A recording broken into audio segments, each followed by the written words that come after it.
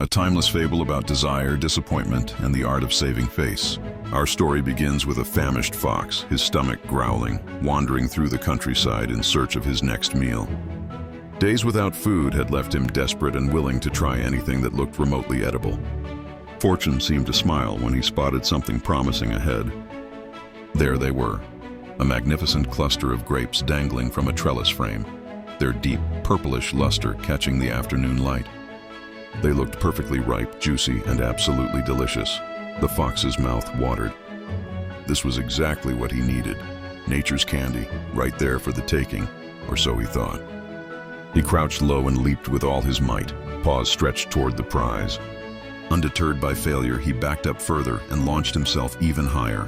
One last desperate attempt, jumping and stretching until exhaustion set in. No matter how hard he tried, those grapes remained frustratingly out of reach. His legs ached, his pride stung, and his stomach still growled with emptiness.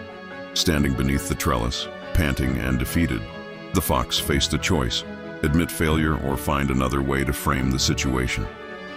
What would you do when faced with something you desperately want but cannot have? Ah, well, it's more than likely they're not sweet, good only for green fools to eat. With a toss of his head and an air of superiority, the fox delivered his verdict.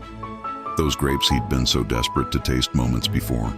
Suddenly beneath him, probably sour anyway, not worth his sophisticated palate. When our beliefs clash with reality, we rationalize to reduce mental discomfort. Dismissing what we can't have shields our self-esteem from the sting of failure. Reframing rejection as choice lets us walk away with dignity intact. The French fabulist poses this with a knowing wink. Wasn't he wise to say they were unripe rather than whine and gripe? Is self-deception wisdom or weakness? Perhaps it's both, a very human compromise between truth and comfort. Sometimes a little rationalization beats endless lamenting. When something proves impossible, find peace and redirect your energy elsewhere. Self-awareness matters. Know when you're rationalizing versus genuinely reconsidering. There's wisdom in reframing defeat gracefully, rather than dwelling in bitterness. We've all played the fox at some point, deciding that job we didn't get wasn't right anyway, or that relationship that ended was doomed from the start. It's a coping mechanism as old as humanity itself. The question isn't whether we do it, but whether we recognize it for what it is.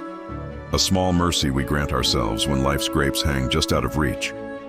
Sometimes the wisdom lies not in getting what we want, but in how gracefully we walk away from what we cannot have.